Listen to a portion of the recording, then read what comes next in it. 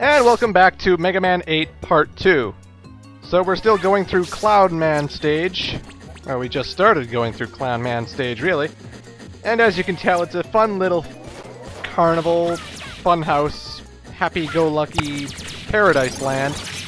And I don't know how else to describe it. It's basically a kid's toy paradise. Anywho, I should probably look up Clown Man's bio from the Mega Man and Bass video game, as I have been doing since day one with the other Mega Man games. So, Clown Man can shoot electric bolts from his long arms. He is very good with a flying trapeze. A good point? He's a good sportsman. A bad point? He has extreme emotions. Why so serious, Clown Man? He likes giant swings and he dislikes everything. Holy shit.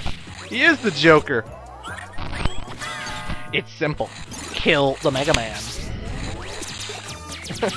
And he licks his lip afterwards. But anyway, I'm not going to be going on in a big Joker spiel. I just got collapsed by toys, and now here is our first mini-boss. And mini-bosses are pretty big in Mega Man 8 because killing them gets you a new rush ability. And this guy is weak against the Mega Ball, go figure. I don't know if he's weak against it, but the Mega Ball certainly does a hell of a lot of damage to him if you use it on him, so it's better to wait. It's better than using the Mega Buster, because see, he's already dead. He'll just bounce around, send out other balls to try and attack you, and you can slide and dodge him pretty easily. He's not too much of a problem. By defeating that mini-boss, I got Rush Search, which if you saw my Mega Man 7 playthrough, Rush Search is good for finding hidden items somewhere in the ground or whatever. It can get you bigger health upgrades, bigger weapon stuff. And that's pretty much it, really. I don't think I ever used Rush Search that much because usually when I activate it, nothing happens. Go figure. But yeah. This place has a lot of turrets, a lot of met tools, and a lot of guys who love to swing on things. Because it's a trapeze place, you see. Other than that, it's a pretty easy level, as I think most of the game is. In fact, I didn't have much problem playing Mega Man 8, unfortunately. I mean, there's some few parts, and you're gonna see them, but, you know, I was a little disappointed, I gotta be honest.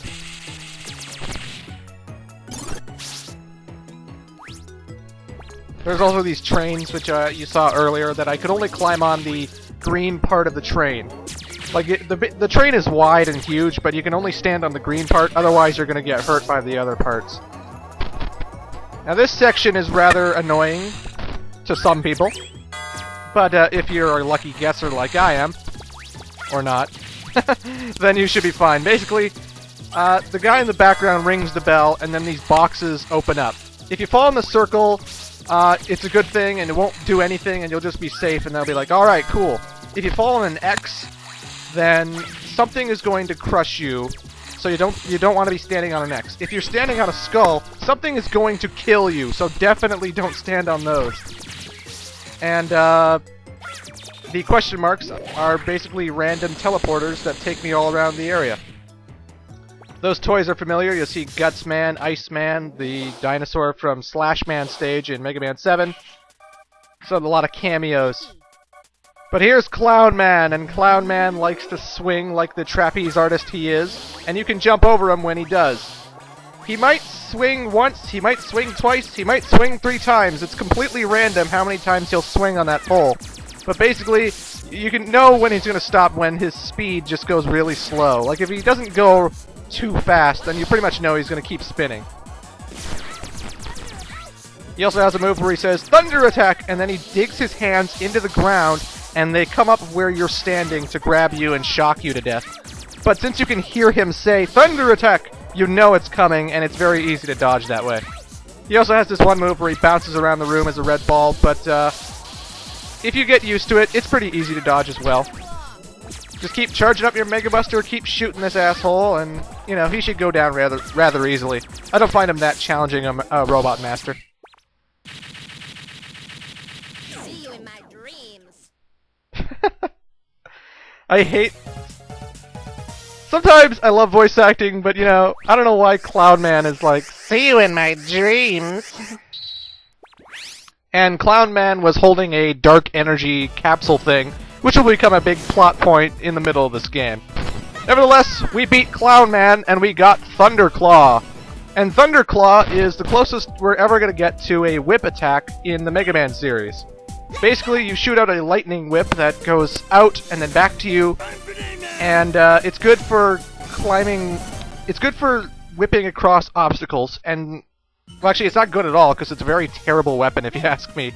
It has a terrible, like you can't just hit it. It has to be like at the end of its swing. You'll see it later, but it's hard to describe until you see it, so I'll talk about that later. Nevertheless, this is Grenade Man stage. And Grenade Man, according to his bio, is a destruction robot. He loves not only bombing things, but also getting caught in the blast. Hello. A good point, he's a good bomber. Well, go figure, he's Grenade Man. A bad point, he's a blind fool. He likes stimulants, and he dislikes rational robots. No, Grenade Man, no one wants to blow themselves up. Shut up, you rational robot. I'm gonna blow myself up if I want to. Bah! This section is good for nothing. I was gonna say it's good for something, but I have nothing to add to that. I'm sorry. But basically, you have to destroy the platforms here, and you reach the bolt that way. I'm not going to collect every bolt when I play this game. I still haven't collected every bolt in my regular pile, and I have no clue where they all are. And quite frankly, a lot of the upgrades that are in the shop, I don't find all of them that particularly useful. I mean, they're more just slightly better things, if you know what I mean. One of the upgrades is you can climb ladders faster, which to me, how does that help at all? I mean, at one point in the game was I like, oh shit, this is taking forever. Fuck you, game. Why does this climbing the ladder take so long? God damn it. It doesn't take that long at all. It's very calm, very easy, actually. So I don't know why they have that. Nevertheless, it's time for another mini-boss. And I think this mini-boss gives you a rush upgrade as well. Basically, he's a floating eyeball made up of junk. And basically what you want to do is charge up your Mega Buster so that you're flashing yellow, so that it can pass through the debris that is circling his eye, and it'll hit him and do mega damage, and yeah. When he burrows underground, one piece of junk remains behind to bounce all around the room, and you gotta dodge that. It's very easy to dodge, and just don't stand where the eye comes back up, obviously. And again, it's pretty just simple. It's just charging all the way till you're flashing yellow, blasting the fuck out of his eyeball, and that's pretty much it. He may try to drop junk on you, but, you know, it's pretty easy to spot where it's coming from. They're always going to drop where you are, so if you don't move until, like, the slightly last second, you should be fine. And he goes down rather quickly. By defeating that eyeball, we got the Rush Motorcycle, and the Rush Motorcycle is good for speeding around and shooting things, I guess. So here it is. Rush comes down, and booyah! Who knew? He can turn into a motorcycle. How does Dr. Light invent a dog that can fly, that can turn into a motorcycle? I mean, seriously, Jesus. Nevertheless, I don't really find Rush Motorcycle a mandatory thing. You don't really ever need to use it, and I didn't really need it that much at all. I just did it there to show you what it was like. Because quite frankly, you don't need him at any point. He doesn't make the game easier in any situation, so... In fact, sometimes he makes it harder, so I don't even know why he's in the game, but... There it is, Rush Motorcycle, if you want it. I personally don't, but whatever. These Metools who look like Flame Man are walking along, and they come into those capsules, and then they walk into this, the wire that's connected to all these blocks, and they blow the shit out of everything. So you want to get off the blocks as soon as you can, because as soon as those fire Metools touch them, bon voyage, place is gonna blow. So you want to be quick here, or you can shoot the fire guys, whatever. But anyway, I will see you in part 3 of Mega Man 8. Toodles.